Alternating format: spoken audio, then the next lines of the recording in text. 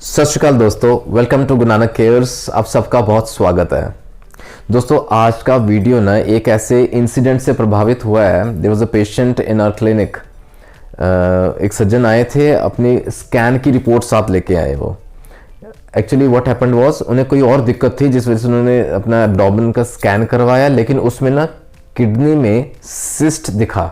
There was the appearance of a cyst. It was simple cyst in the kidney. तो वो clinic में आए and he was extremely worried कि ये cyst कैसे आ गया किडनी में, अब क्या होगा, मैं बचूंगा नहीं। आई मीन इससे ना टेंशन वाले सिम्टम्स ज़्यादा है। ही वाज रियली स्ट्रेस्ड कि ये रिपोर्ट में ऐसा क्या आ गया, अब मेरा क्या होगा, क्या ट्रीटमेंट लेना पड़ेगा मेरे को, and was really very worried. तो इस इंसिडेंट से प्रभावित होकर ना, and there was also a request to discuss on topic of kidney cysts. तो मैं ये केस आपके सामने इसलिए रख रहा हूँ कि हम में से कई बार ऐसा रहता है कि अचानक से ये अपीयर हो गया, किडनी में सिस्ट आ गया है, and we get really worried कि अब क्या होगा, क्या ट्रीटमेंट की जरूरत पड़ती है। उन्हें भी मैंने बताया, आपके साथ शेयर कर रहा हूं दोस्तों। अगर ऐसा कुछ रहता है, if there is a single cyst, if there is a simple cyst anywhere in the kidney, kidney के सरफेस के ऊपर या किडनी के अंदर कहीं भी एक सिस्ट अपीयर हो रहा है, लेकिन कोई दिक्कत नहीं है, there are no symptoms as such, तो ideally there is no requirement of a treatment. वहां दवा की जरूरत नहीं पड़ती most of the cases, right. What we I suggested him also, और आपको मैं बता रहा हूँ, लाइक जैसे ना will wait for some time period, maybe a quarter's time, 3 से 4 महीने या परहैप्स इवन 6 मंथ्स, प्रोबेबली 6 महीने बाद एक बार फिर स्कैन करवा के देखेंगे। अगर कोई सिम्टम्स नहीं आ रहे हैं, कोई दिक्कत नहीं है, स्कैन की रिपोर्ट में सिस्ट वहीं का वहीं धरा है, there is no increase in the size और in the number of the cysts, again treatment is not required. तो इसको हम अगेन रिपीट करेंगे आफ्टर क्वार्टर्स टाइम और 6 months time, get a scan done. लेकिन हाँ, अगर सिम्टम्स आ रहे हैं, अगर दिक्कत आनी शुरू हो गई है, अगर स्कैन के अंदर सिस्ट का साइज बढ़ गया है या नंबर भी बढ़ गया है, देयर इज मोर देन 1, और जैसे एग्जिस्टिंग सिस्ट से ज्यादा आने शुरू हो गए हैं, दिखने शुरू हो गए हैं, वहाँ consult a physician, immediately consult a physician, और वहाँ ट्रीटमेंट की जरूरत पड़ेगी। Why not homeopathy. दोस्तों आज बात करेंगे बहुत महत्वपूर्ण दवाएं किडनी के सिस्ट को खत्म करने की, जड़ से खत्म करेंगे विद होम्योपैथी। आइए पहले जान ले ये सिस्ट आखिर हैं क्या, किसे किडनी सिस्ट कहते हैं और क्यों होते हैं, क्या कारण है, क्या लक्षण है, कैसे पहचान करें कि हमारे किडनी में सिस्ट है। दोस्तों cysts basically are fluid filled sacs. ये ना कुछ ऐसे स्ट्रक्चर्स रहते हैं जिसके अंदर ना पानी भरा है कह लें, या पस भी हो सकती है, खून भी हो सकता है। फ्लूइड फिल्ड इसलिए कहते हैं, kidney in kind of a fluid, right. गांठें रहती हैं, और ये ना किडनी के सरफेस के ऊपर हो सकती हैं या किडनी के अंदर भी हो सकती हैं, right. These are called the kidney cysts. फिर ये सिंपल सिस्ट हो सकती है, जैसे छोटी सी साधारण सी सिस्ट बनी हुई है जो आपको तंग नहीं कर रही है, there are no symptoms, there is called asymptomatic, right. और कई बार तो देयर आर मोर देन 1, बहुत सारी सिस्ट पाई जाती हैं और सरफेस पे या अंदर किडनी के, जिसे हम कहते हैं polycystic kidney disease, we call it PKD। ठीक है, आइए कारण समझे। Cause actually there are number of theories proposed कि किडनी सिस्ट क्यों होती हैं, लेकिन कुछ हार्ड एंड फास्ट कारण अभी तक सामने उभर के नहीं आया है। There are certain risk factors, हाँ वो समझने जरूरी हैं।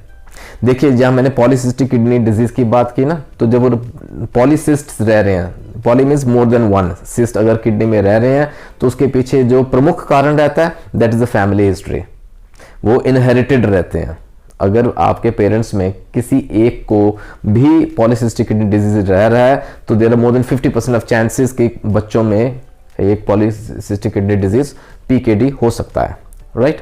देन सेकेंडली मेल्स में ज्यादा देखा गया, रिस्क फैक्टर कह लें, above the age of 50-55 years, ज्यादातर 55 से 75 ईयर्स की एज के अंदर ये ऑन होने के चांसेस बढ़ सकते हैं।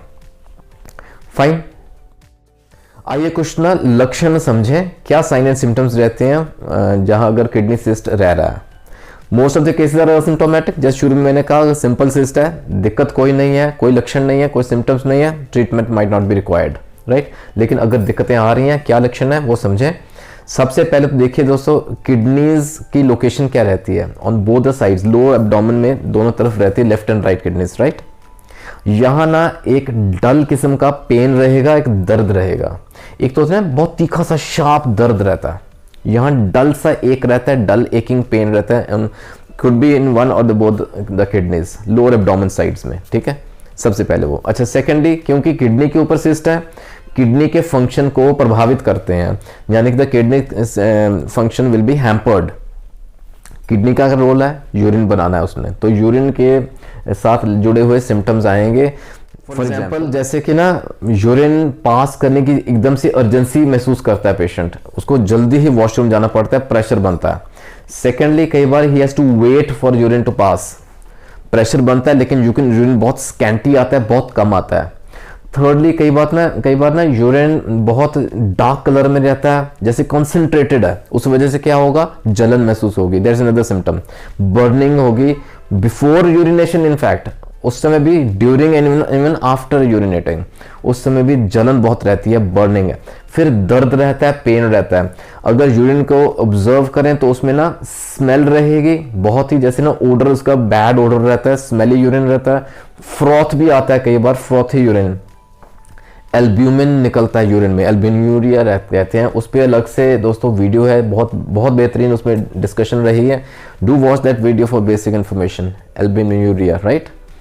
अच्छा, फिर ना आरबीसीज भी आ सकते हैं कई बार, हेमेटूरिया कहते हैं, लाइक ब्लड आ सकता है यूरिन के साथ। फाइन दोस्तों, और सिम्टम्स की बात करें तो जैसे ना बुखार भी हो सकता है, फीवर हाई ग्रेड हो सकता है, एंड ऑल्सो इडीमा, स्वेलिंग, सूजन हो सकती है बॉडी के किसी हिस्से में, मोस्टली इन द फेस, आंखों के नीचे है ना जैसे सूजन दिखती है, हाथ सूज जाते हैं, पाँव में सूजन हो सकती है, विच इंडिकेट्स के kidney function is being hampered. और अगर इन्वेस्टिगेशंस करवाएं तो could be possibility kidney cyst हो सकता है। दोस्तों कुछ ना कॉम्प्लिकेशंस भी हो सकती है अगर टाइमली ट्रीटमेंट ना लिया गया तो। किडनी में अगर सिस्ट है और दिक्कतें आ रही हैं, ट्रीटमेंट इज रिक्वायर्ड, ठीक है। नहीं तो कॉम्प्लिकेशंस क्या है, cyst can spread as well. देखिए किडनी के आसपास जो ऑर्गन्स है ना, फॉर एग्जांपल अगर लिवर तक पहुंच सकते हैं, लिवर के अंदर सिस्ट पाया जा सकता है। Hypertension is another complication, blood pressure बढ़ सकता है because of presence of kidney cysts, right. Thirdly infection हो सकती है सिस्ट के अंदर, और ये एक गंभीर रूप ले सकता है अगर सिस्ट बर्स्ट कर जाए, अगर सिस्ट रप्चर कर जाए, फट जाए, दैट हैज सीरियस कॉम्प्लिकेशंस। तो आइए कुछ बहुत महत्वपूर्ण दवाओं की बात करता हूँ, आपके सामने रखता हूँ दोस्तों। द बेस्ट होम्योपैथिक रेमेडीज जो कि इस रीनल सिस्ट को, किडनी के सिस्ट को डिसॉल्व करेगी। यहाँ मैं आपको ये भी बताऊं दोस्तों, look forward for associated symptoms also. देखिए किडनी में सिस्ट है लेकिन लक्षणों के आधार पे दवा का चयन किया जाएगा, let the physician decide that. इसीलिए दोस्तों एपिस मेलिफिका नंबर 1 मेडिसिन मानी जाती है। क्यों? Look for the associated symptoms या लिंक्ड सिम्टम्स। लक्षण क्या है? किडनी में सिस्ट तो रह रहा है लेकिन एपिस हम वहां देंगे जहां ना इडीमा का फैक्टर बहुत बहुत प्रमुख है, जहां सूजन दिखती है। इसमें मोस्टली आंखों के नीचे या फेस पे स्वेलिंग दिखती है, बहुत क्लियर होती है, हाथ पांव सूज जाते हैं, एडिमा का फैक्टर रहता है। फिर किडनी एरिया में ना स्टिंगिंग पेन रहेगी, जैसे सुइयां से चुभती हैं, that's a very typical symptom. Urine के अंदर एल्ब्यूमिन की मात्रा ज़्यादा पाई जा रही है, उस वीडियो में बात की थी हमने एल्ब्यूमिनूरिया की, तो वहाँ हम एपिस देते हैं। एपिस 30 सीजर ideal potency to begin with, दिन में 3 बार भी दे सकते हैं। दोस्तों यहाँ ना दूसरी बहुत महत्वपूर्ण दवा है eel serum. I will consider at least eel serum यहाँ, क्योंकि सीरम एंगुल भी कहते हैं इसका, इसके ऊपर अलग से चर्चा है, डिटेल में है, देख लीजिएगा वीडियो, बहुत महत्वपूर्ण वीडियो है उस पर भी। किडनी सिस्ट की वजह से ना जो किडनी के साथ लिंक्ड प्रॉब्लम्स रहती हैं, लेकिन बहुत ही कॉमन एक समस्या देखी गई है, क्रेटिनिन बढ़ गया है। Creatinine is such a thing, ये ना स्टबर्न किस्म का ढीठ है, बहुत जल्दी काबू में नहीं आता, नॉर्मल रेंज में लाना इट्स वेरी डिफिकल्ट।